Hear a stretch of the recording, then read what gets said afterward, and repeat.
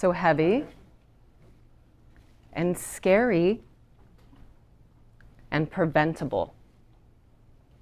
Suicide. Suicide is the 11th leading cause of death in the US, according to the CDC as of 2022. Now, over the past 30 plus years, it's been in the top 10. The only reason why it dropped to 11 is COVID. But if we take COVID out, we're still in the top 10. So it's a huge crisis that's going on in our nation.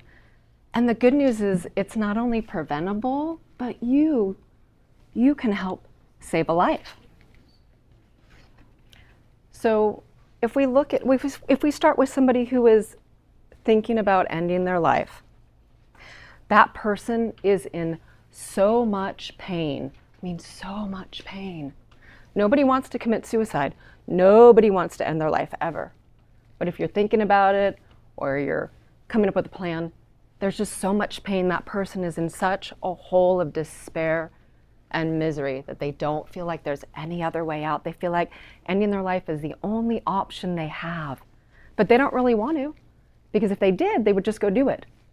But they don't. They give us cues and clues. They say things. Thinking about ending it all. I want to go to sleep and not wake up in the morning. Life isn't worth living anymore. So they give us these little cues and clues. They don't want to do it. There's just so much pain. So how can we help? So if we're hearing those cues, those clues, that's our cue to stop and listen. Really just listen to that person and sit with them in that moment. And acknowledge their pain.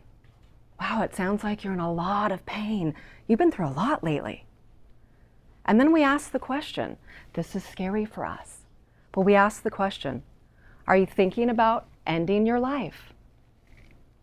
And that to us is so scary because the biggest myth out there, the biggest myth is if we ask that question, we're going to put it in somebody's mind. We're going to give them that idea. But we can't ever give somebody the idea. Ever. They're either thinking about it or they're not thinking about it. So we ask the question. We acknowledge their pain. We ask the question. And there's either going to be yes, no, or maybe, right? Maybe to me is a yes, okay? So if it's a no, then like we have a sigh of relief, okay. If it's a no though, then it's like, okay, great. But how do we find them resources? How can I support you?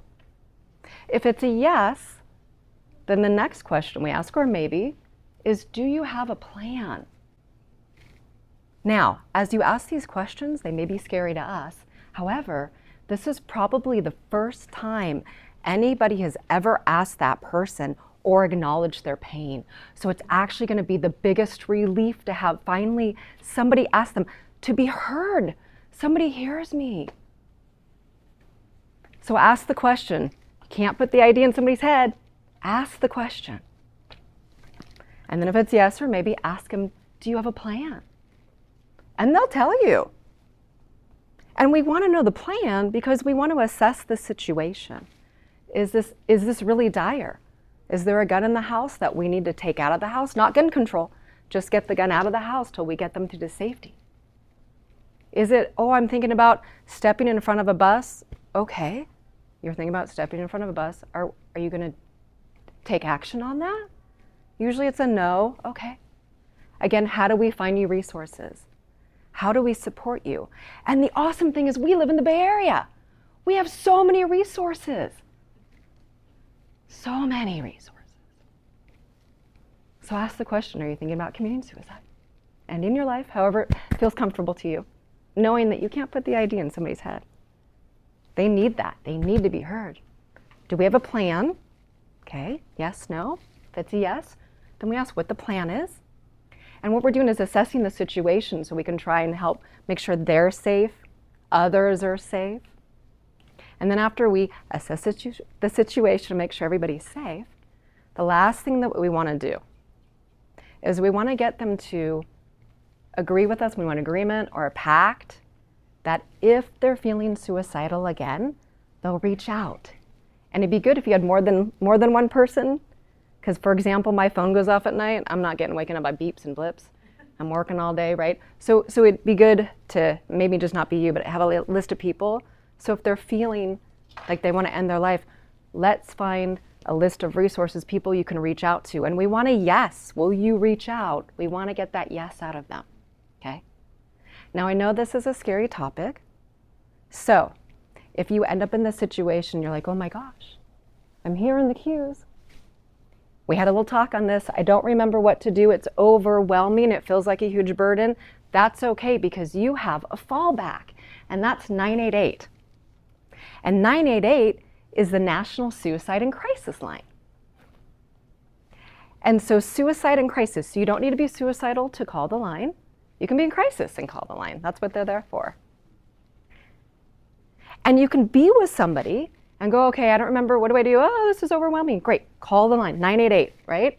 Speakerphone's your friend. And speakerphone with the person there with you. And the person on the other end of the line will walk you through this, will help both of you. So you yourself have a resource if need be.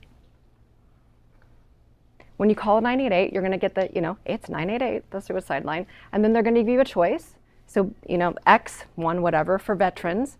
And then the other one is, I'm going to get this wrong, somebody help me, LGBTQ? Do I have that? LGBT, okay, thank you.